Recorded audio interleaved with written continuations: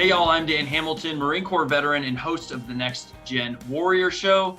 As always, the Next Gen Warrior Show is brought to you by Chairman George P. Bush and our dedicated staff at the Texas Veterans Land Board. Here at the Next Gen Warrior Show, we are proud to promote the success stories, the achievements of veterans, and we hope the stories like Earl's and Nichole's today will provide you some insight on military transition, leveraging your communities and your networks to help you during difficult times, and then turning around and using your skills, resources, and experience to provide a hand up for the next generation of veterans. Mia, we're going to start with you. You're the executive director of the Texas Veterans Network, and it's good to have you back on the program. I think you have been with us before and talked about the great work that Combined Arms is doing. I'm so grateful for what a great organization that you all have created here across Texas. So before we jump into the individual stories with Nichole and Earl, for our audience that maybe hasn't heard of Combined Arms, is trying to learn more about the Texas Veterans Network, can you give us a little bit of background on the programs and the resources that you all provide? Absolutely, and thanks so much for having us, Dan. So Combined Arms is the technology and methodology that allows the best-in-class veteran-serving organizations to holistically serve the transitioning service member, veteran, and their family. So Combined Arms is a network of about 156 member organizations that have been thoroughly vetted. So these are indeed best in class. We have checked financials, their history, they've been voted on by our board. And then once they are onboarded, they are held to very high standards of accountability. So they have to address their referrals within 72 hours. So accountability is key. So again, 156 organizations offering a unique 620 resources to transitioning service members, veterans, and their families now across Texas via the Texas Veterans Network. So in a nutshell, Combined Arms did such a great job in Houston. We're taking the same model to serve all of Texas now. Yeah, that's it's really incredible. And so Nichole and then Earl, I'll come to you as well. And I kind of want to hear for our audience, if you can tell us a little bit about your military service and then where are you in relation to that now? So thanks, Dan. Primarily, I served in the U.S. Army 704th MSB. It's been over 20 years since that experience. Went on to marry a U.S. Army soldier. We traveled all over. So transitioning from being a dual military household to him primarily being and me the supporting spouse. And so we traveled all over the world, but I had the opportunity to still maintain a professional career during that time. So I think for any military spouse that's out there, or if you guys have been a military spouse, you know how it is trying to balance, the deployments, but also if you're trying to build yourself and build your brand and build your career and raise a family, it is definitely a challenge, but something that we were able to accomplish. Yeah. And Earl, I'm interested to hear your story as well. I know you're also an Army veteran and have done just a really tremendous job. I'm sure some of our audience follows you on social media, and you always remind me that I need to get back in the gym. So one, I want to appreciate you for doing that, keeping me motivated from afar. I'm here in Austin, and I know you're down in the Houston area, but tell us about your military service and the work now that you're doing with Combined Arms. Yes, I'm also an Army veteran, 82nd Airborne Division. Like I said, just getting back at it and working with the veterans again has always been a privilege. Thankfully, I'm able to come on board. I came on board as Combined Arms Gym Manager, and now I'm the Southeast Regional Manager, so I'm holding two hats here. But like I said, just promoting health and wellness is a big thing for me because one of the things that saved my life was fitness and getting back with a full body injury. And just expressing that to other veterans and why that's important to train is vital to their health and their mental health as well. And now I have the opportunity on the other hand of telling them about the different opportunities and the ways they can get connected to other things that Combined Arms provide. So it's always a good thing just to continue to give back and serve in so many different capacities with Combined Arms and also dealing with health and wellness. So I think what's really critical here is for our audience to hear kind of the different circumstances for veterans getting out. Because Nichole, your experience where you are at right now, 20 years after the military, still involved with combined arms and the veterans organizations. I think a lot of times, in Mia, you can probably confirm this. We think of veteran services as maybe a bridge from, you did 5-10 years, then you need the bridge to get you out of the military and then into civilian life, into a civilian career. And then after that, you're kind of on your own. But your experience is a little bit different, right? Where you had executive experience, you had managerial experience, you were raising a family, you were working, and then all of a sudden you were able to actually use the programs and resources of combined arms to help you in a different stage of life than I think a lot of veterans actually think about using those resources. Can you tell us about that experience? Absolutely. In all honesty, up until November of 2019, I had not even heard of combined arms. Being over 40, going through many various transitions, life happening, adult children, younger child, and actually at this point, raising my son on my own, it was challenging. You go from a six-figure income, and then 6 months later, there's nothing. The resources are not there. You're laid off, and you're trying to figure out, because certain resources that are that are income-based per se, Right. you don't necessarily qualify for, because you at one point were there, and now those resources aren't there anymore. And so I was at a loss. I didn't know where to turn. As me and I had discussed, I'd called multiple resources, unable to get anyone to try to assist me. And time was running out, and that's when I found out about combined arms. And it was actually a veteran on the phone with me, and I wish I could remember his name or where we were, but he recommended me going to combined arms. I'm in tears. I don't know where else to turn, and it was very humbling. I had to go through some processes that I hadn't gone through before or wasn't accustomed to. You have an assistant one day, the next day you're trying to figure out how to keep your lights on. And so it's like, it's very humbling. And there's certain processes that I had to go through. Resume writing. I had an executive resume. I'm vying for jobs that are VP and above, and I couldn't get anybody to say yes. And even if I took a position that was, like an entry-level leader, there wasn't the confidence that I would stay, because it always would feel like I was looking for something more.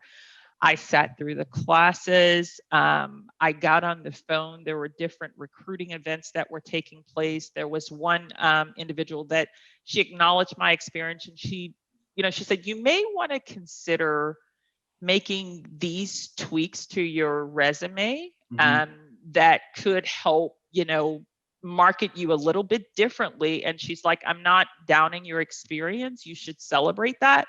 But at the same time, in what you're trying to accomplish, I think it's important that maybe you just make those little tweaks, and we'll see how that goes. Very first job I did it for. Keep going. No, I was just going to say, the very first job that I posted the resume for, based on her revisions, I got the job. I now lead real estate for one of the most prominent credit unions here in the Houston market, and I will forever be grateful, because life-changing. That's all I can say. I'm a homeowner. Thanks to the VA, I have veterans benefits, from mental health to physical wellness. When I tell you my life today in comparison last year, totally different, and combined, I give them major credit for that. Let me ask you something, and Mia, I want to get you to reflect on that as well, because I think Nichole's story, I think, really highlights one of the most important intellectual or emotional skills that veterans need to have after the military is humility. And it took me a while to learn that. I think when you get out of the service, you think, Like Earl, I'm jumping out of planes. You know, I'm a ranger, I'm a Marine, I'm a pilot, I'm a da-da-da-da. And then all of a sudden you might be getting to an office and be like, hey man, I have some sort of chip on my shoulder. I should be doing more than this. I'm more capable than my peers here. But what I wanted to highlight was the humility in your story, Nichole, in the ability to say like, okay, I need to go find some help. I need to sort through this. Can you talk to that a little bit, and maybe for veterans who are like I was for a little bit, a little stiff-necked and didn't want to ask for help and didn't want to look around because you were already at a very high level professionally after the military, but you allowed yourself to ask for the resources? I would be lying to you if I said it was easy. I think one of the things on Combined Arms part, no one at any point made me feel humiliated, if that makes sense. Right. We're talking humble, but no one made me feel bad or like I messed up or like, oh, you shouldn't be at this point in your life. And it was all, everybody was very accepting. Everybody would listen. I mean, you know, one of the programs what was the Goodwill, and they offer services specifically to female veterans. And I went in there.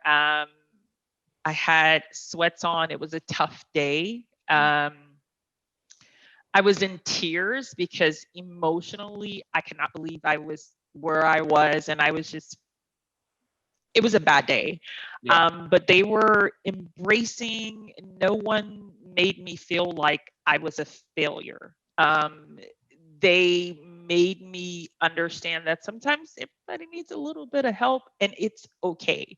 And it was powerful. And I would say to veterans, in my position, wherever you are in transition, it's okay. Like it's okay to get help. I know we've always been placed in positions where we're here to help others and support. I've served on many boards. I've chaired many different charitable contributions, but it was different because now I'm the person that's in that space. Right. And I had to remind myself that it's okay. And over a year after, just to see where life is today, heck yeah, I'll do it all over again without question. So yeah. I think it's important too to point out to Mia that the resources are there for veterans. Even if they don't need them after the first 2 or 3 years after they get out of the service, they can use them 5 years later or 10 years later. And there's still going to be that support system of you said businesses, mental and health, fitness that Earl talks so much about, that is there for a long-term community to go through life together. Yes, absolutely. And we want that message to be conveyed. And we're very intentional about making sure that the transitioning population knows what resources await him or her at the communities they're returning to. So we're at Fort Hood, we're at Fort Bliss, we're at Camp Pendleton, making sure that we're sharing that message. Check into Combined Arms, because once you're here, we want you to know what awaits you. If you need help finding a job, if you need help starting your VA claim, and yes, you do need to start your VA claim, and how important that is. And if you run into any needs for financial needs, here, come back to us. We want them to know if there is no immediate need, know that this is where you come to whenever you do have a need. And in the meantime, at least if you want to do something that isn't maybe a need that is immediate, maybe you can join a running group, or maybe you can join the Mission Continues local to you and get involved in the community. Because then you'll enjoy that camaraderie aspect too, which is many times very important in transition. So there's that big piece of helping the transitioning population know where they're become familiar with what resources and services are available to them in the communities they're returning to. But also, transition doesn't just mean transitioning from the military installation to your home of record or wherever you're moving to. We also know that transition could be different, because in Nichole's case, her transition didn't come until later. It was a different type of transition. But think about how valuable it would have been for her to know about Combined Arms when she transition. Although we didn't exist back then, but just that's the mindset. Earl, when you mentioned that you had some struggles with mental and physical health after you got out of the military and trying to piece through that.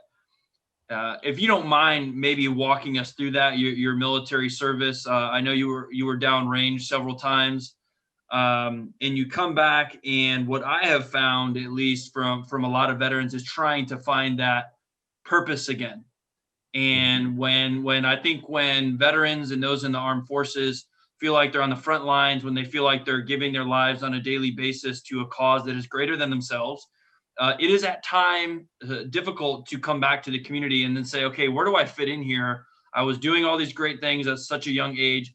What is my purpose now? Can you kind of walk us through that that mentality that you went through in that conversation, maybe that went on in your head, and then how health, mental, physical health helped you kind of come out of that spot? Yes, like for me, people who know my story, I'm third generation paratrooper. We all served in the 82nd Airborne Division. My grandfather and my father, so and they all both retired out. So me getting injured, of course I got a Purple Heart, but I'm like, yes, that's great, and no downplay that, but I want to do more, for my country. What else can I do? And now it's like I've been stripped from me. I can't do anything. What else can I do now? And like, this is my purpose. This is my goal in life, to do this and continue to carry on this legacy that my father and grandfather, carried before me. And so getting out, man, it was another battle that I just stepped into and wasn't ready for and didn't prepare myself for, mentally or physically. Not only am I out and down, but I'm physically from head to toe, I'm injured. And that was a mental toll for me, and for my family as well. It was a difficult time. But I think, and like you said, I'm whole all the way, got that whole mentality. So I'm not about to ask for help. I got myself in it, I can get myself out of it. I need to be strong and push myself, and ask for help to me was a form of weakness, and like, no, I can't do that. How I look like asking somebody else for help. And but like I said, it was a place of vulnerability that I had to overcome, and really open my eyes to see, like, the help that I needed was my brothers and sisters in arm again. However way that may look, I may not be, running in a firefight with them, but at the same time, I'm running towards a new purpose and a new mission, for my life. And one of the biggest things is selfless service. So I can't do it this way, but I can serve selflessly and give back to my community and to my family and to the people that are around me, and to continue to motivate them to do better. And whatever that may look like for them, whatever legacy may look like for them, I can show them we're on the right path to be able to do that to the best of my ability. And that's what I did. And with physical fitness, it just played a big role in that. I didn't want to go into an office and talking to a group of people, but what I You didn't did, want to go into the corporate setting. You mean you were yes, trying to stay away from that? yeah, exactly, because just me personally, I didn't want to do that. I didn't feel comfortable doing that yet, sharing my story yet. I wasn't at that place yet. But me going into the gym and working out, that was therapy for me. It really was. And then I'm working out with another veteran, and then I'm talking to them about what I'm going through, not knowing that's therapy for me. It's therapy. It's talking about what you're going through, what you've encountered. And so it's just having a like-minded individual that's been there, does some of the same things that I hear, where they're older soldiers, hearing their stories, and also a younger individual that's been through where I'm going through now. It's the same thing. It's just the same setting, but just a different environment. And that's where, that's why I combine dorms is so great. I see that, when people that are going through or struggling or been through something mentally, like, oh, I'm physical, I can't do this. So it hits them, in a different way. So, but us coming together like that is therapy, and lives are being changed in that atmosphere. So, so it's great to be able to be a part of that. And then, like, once again, providing them with the other services that they have here at Combined Arms is phenomenal. Do you remember the moment or maybe the shift in your mentality when you went from being like feeling like you weren't doing enough on the other side of the military to being like, okay, I'm plugged in. Now I'm doing something that I really believe in? Yes. I was here at Combined Arms still. If we was doing good things, making strides in the gym, because before it was just a warehouse of storage area. And it was my live day on March 3rd again, and I'm just in there weeping. I'm in the dark, sitting on a bench, and I'm just like, crying out, like, what can I do to do more? And I'm just by myself once again. And and then one of my guys came in and he was like, what you want? I want to do more. Like, what can I do? I'm tired of feeling this way. And I don't want other veterans to feel the way that I feel right now. And what you want to do, what you want to bring awareness to, what you want to do. Like, I want to do this. I want to start my own nonprofit. I want to do this. Well, let's start here. And sometimes that's the difficult part. We don't know where to start. We want to do something. We don't know how to start, where to start. But once again, that's where that communication and that camaraderie comes into play at again. And we sat down and we talked it over and see what can we do. And that's where Lundy Stride came about. I want to challenge myself mentally and physically again, and showing different areas of, even though like I bike kayaked and ran. I was just showing that one to be the different phases in our life that we go through, that we have to overcome. And that's what veterans and stuff go through, or people that still serve go through in those different phases of life. So that's what those things symbolize.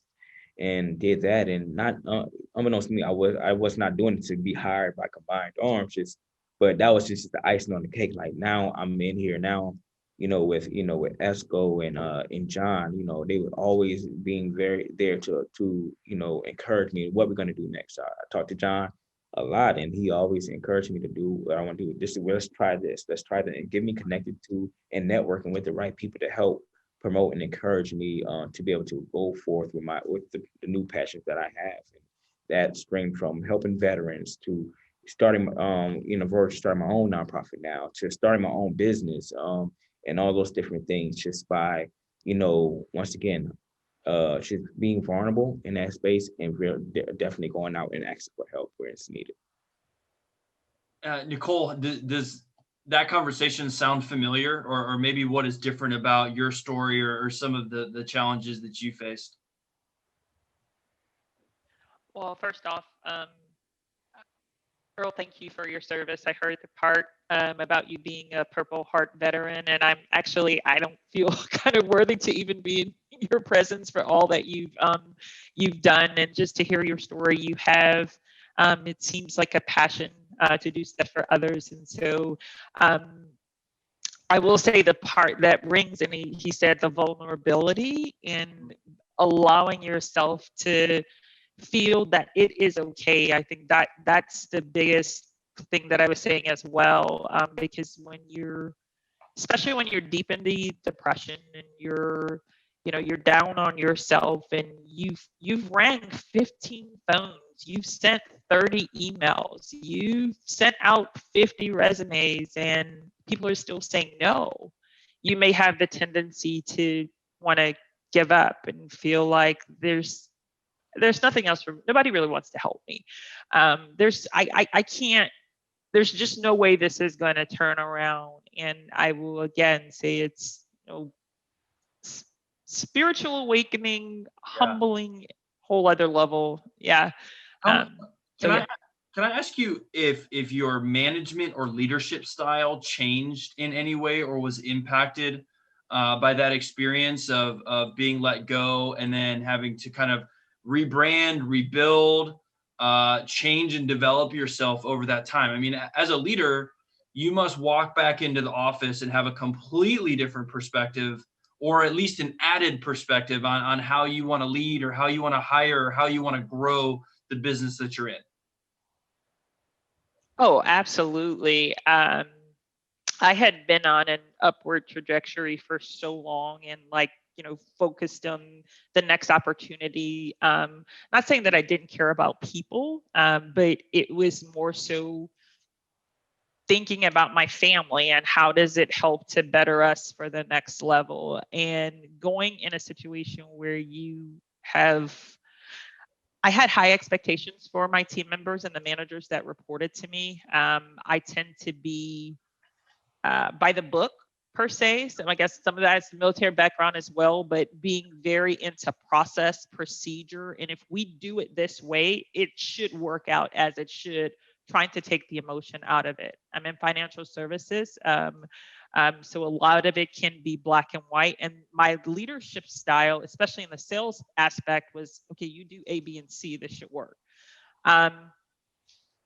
Not saying that I've lost that. I think I've enhanced those leadership abilities because I lead with my heart. And as often as I can, I try to place myself in the position, not only of the people that I have the opportunity to lead every day and my peers, but also the members that are our clients at the credit union are called members. And so the members that are sitting on the other side of the table, and every day we make decisions about the most important part of one of the most important parts of their lives, their homes, whether it be to buy the first home, refi, whatever the case may be. And so I try to not keep it so black and white and think about the human aspect of that experience and do everything that I can to make sure that we're able to help them and realize those dreams.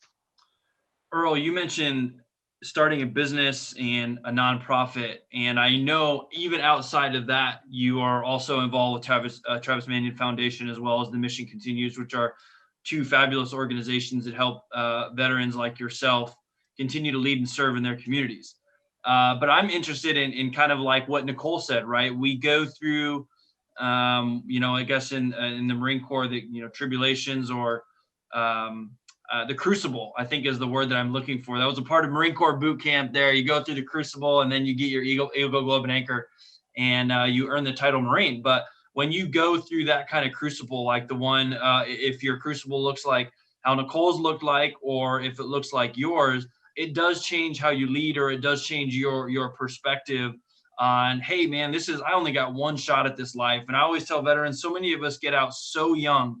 I got out when I was 25 or 26. I felt a lot older than the university students I was with who were 18 or 19 or 20, but you have an entire life ahead of you. And I always want to encourage veterans to continue to lead and continue to serve afterwards. But when you go through that crucible, you begin to look at your life a little bit differently. And I think for you, you started to realize, hey, I want to either create other things and reach out to different people. Is that true? Or what else would you like to add to that? When it comes to the leadership component, like, and how to approach new obstacles, or any new things that you're trying to do, I would say my motto is the same standard, different approach. Mm-hmm. We have to approach it differently for whatever it is that you want to do, but the same standard, same standard of excellence, of leadership, of support, gratitude, and everything that you do. I'm passionate behind it, but my work, but the steps that I do leading up to it is still going to be effective, if I could say it like that. But I think that's how I approach each and every one. I put my heart into it, and I put like-minded people around me that I'm always learning. That's one thing, I'm always willing to learn. I'm real quiet, I don't know if me can contest to that, but I'm quiet, but I got a great team here at Combined Arms, and a great network that I'm always learning from when it comes to how to run things properly. But I look at what works for them, what works for me, and I combine the two. And I still approach things with the same standard of how I would do it in the military. I think that's one thing that the military just built into me, like say, well, go at it full throttle, and know what you want to do it, and figure out a plan to get it done. And that's how I try to approach it. Yeah, you just talked about having a plan to get it done. And I think that's kind of an interesting concept, because a lot of what happens in the military, there's a plan. There's a pre-deployment training. There's a workshop you do before you get to your next command. There's a schedule, a regimented schedule on how to get a promotion, right? You know what boards to go in front of. You know what schools you need to go to, regardless of if you're in the infantry, or if you're artillery, or if you're in HR, or if you're in intelligence. There's a fairly set path. Mm-hmm. How much different do you think your path looked versus maybe if you could have talked to yourself, 10 or 15 years ago? Oh man, if I knew what I knew now, 10 or 15 years ago, man, so much ahead. ahead. But I think, like I said, as I said before, it's just not knowing where to start. But I think just taking a chance, walking out there, whether, and just putting yourself in a way, because it's like it's so easy to learn something new, and it's so easy to fall back into the wrong ways, or just getting down on yourself. But I try not to be able to look at all the things that I can't do, but I look at what the things I'm capable of doing, what I can do. And I think that's just taking that positive approach to it. It's not always easy. I'm not saying it is, because it's not at all, but just continue to adjust in your mind. It's all about mindset when it comes to your success or the things that you want to do and what the things that you want to accomplish. Mia, can you talk about the growth of Combined Arms over the last 10 years? Because I can remember when I got out the first time in 2000, well, I guess the second time in 2011 here in Austin. I think it was maybe the Lone Star Veterans Network. And there's been a couple of different iterations. And now you guys are able to provide services, as you said, for military bases. So you can access the resource before you leave the military. And then now you're watching it grow across the state. Must be extremely gratifying. I know it must be a lot of hard work, but I mean, these are the success stories of an incredible organization. Yeah, absolutely. So Earl, everything he's saying, it's not going to be easy. Yes, everything he's been saying, you should see the workouts that he puts on the board. You can do it. Yes. So to your question about the growth of Combined Arms, Lone Star Veterans Association was the largest group of post 9/11 generation veterans. And that started roughly in 2007. When I transitioned, LSVA, Lone Star Veterans Association, was just getting their feet together. So that's the group that I found whenever I transitioned. And Combined Arms, Lone Star Veterans Association merged with Combined Arms in 2017. And so we've continued to steadily grow. And then in 2012, we were awarded support from the Texas Workforce Commission to take our model that's been so successful and build it out in more cities across Texas. So that includes El Paso, the Panhandle region, Southeast Texas, North Texas, and Central Texas. Most all of the areas in Texas, we have a relationship with Alamo Area Council of Governments, which has coverage of San Antonio, Laredo, and Corpus Christi as well. So there's full connectivity across our technology platform for any veteran that's in Texas or coming to Texas. So all of those very pertinent needs, we'll call them emergent needs, like financial assistance, homeless assistance, and mental health, those needs are going to be met within 24 hours. And then anything else, whether that be getting connected to a volunteering opportunity or getting help with your resume or career search and placement, there's all these other organizations that are, again, held to that 72-hour standard.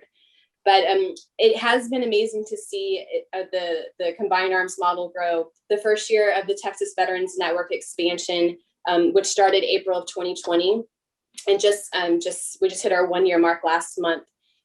10,000 unique veterans connected to resources. That is huge. But obviously that's because I have amazing staff across the state of Texas, and we just have these great member organizations, many of which that you mentioned, Dan.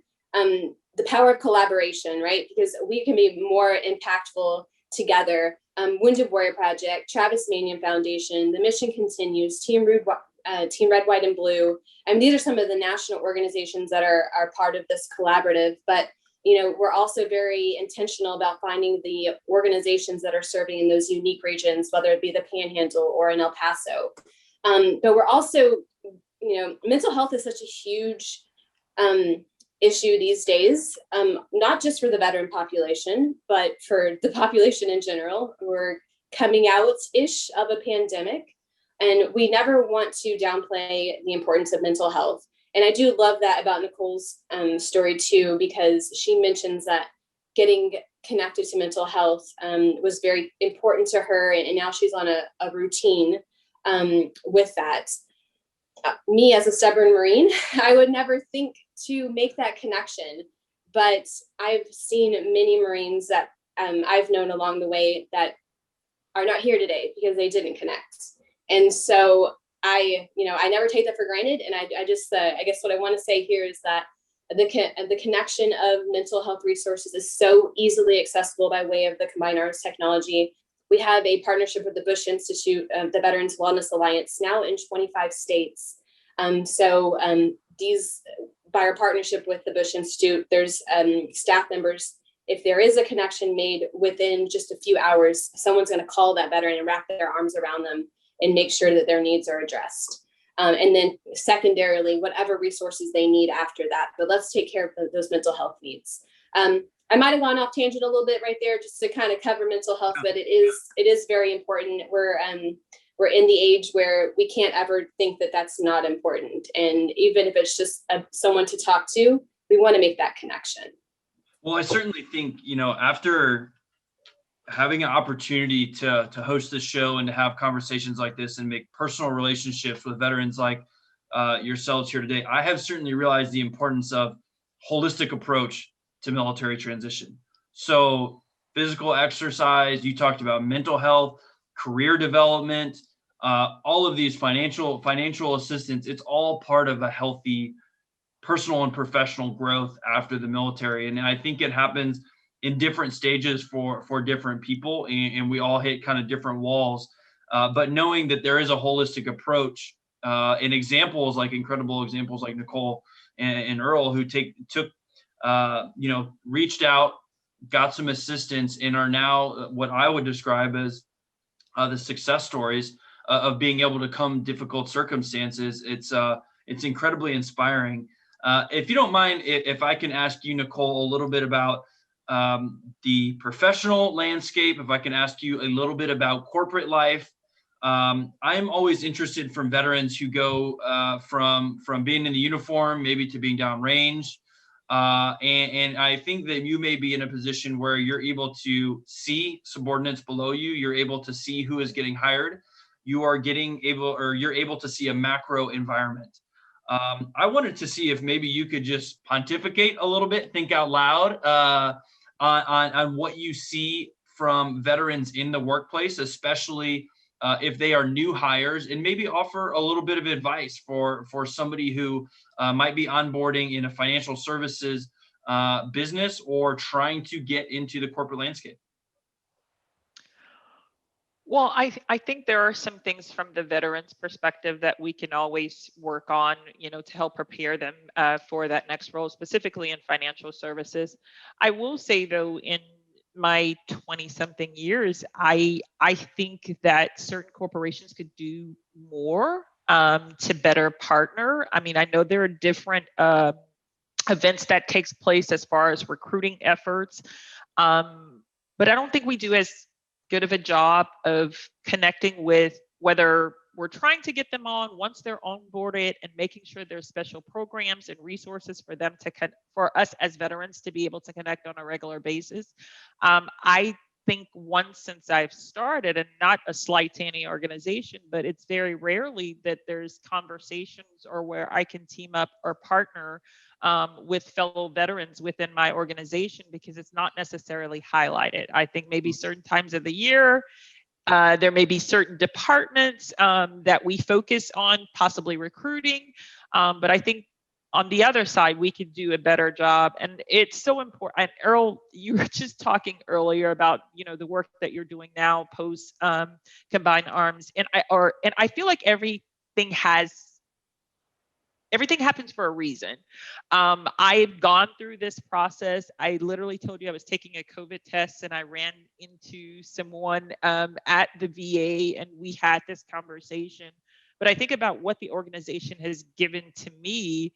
There's a great opportunity for me to be able to give back. And, maybe it's a situation where, I do a better job in financial services across the industry to bring a stronger connectivity with veterans that are in, or even taking it to the next level of assisting different organizations to help train. And I say train, prepare for those that are interested in a career in financial services. So I know that was a long answer, but my mind is going a million miles, and I'm thinking like, wow, there's so much that can come from this, but yeah, I think we can do more. No, I think part of that's true, but I also think your example is one that's really great too. And Earl, let me ask you. I know we're winding down here, but You also do quite a bit of work in communities through Travis Manion and the Mission Continues. Can you talk about the importance of that?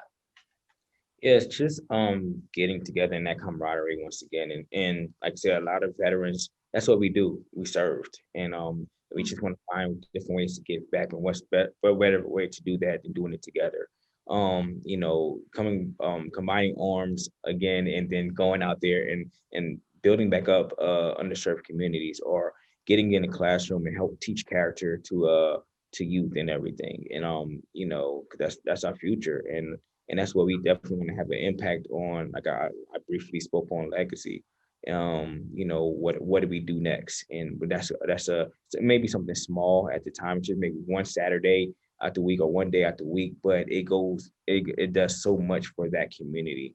And just building that camaraderie once again is so important. And you'd be surprised what networking comes from that, what friend groups and what other opportunities come from that, just by going out there to help. And if somebody see something that you may need help with, like Nichole, I'm going to be talking to you about, talking about some financial literacy classes, but that's what it's all about: getting out there, talking, and telling people what you like to do, and just networking and getting building that team back up again. Absolutely. So Nichole, I think we'll close out here. Do you have and then Earl, I'm going to come to you as well. So Nichole's kind of on the hot seat, but you'll get a chance to think about this for a second. I just wanted to see if you had maybe a piece of advice, if you had a last word that you could leave us with for maybe a veteran who is recently transitioned, maybe somebody in the armed forces who is looking to transfer into the corporate world, or maybe just a piece of advice on what you've learned about military transition or growth after leaving the military over the last couple of years. Man, that's a tough question. No, and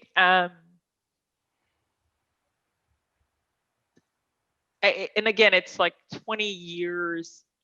It's never as bad or as scary as you think it is.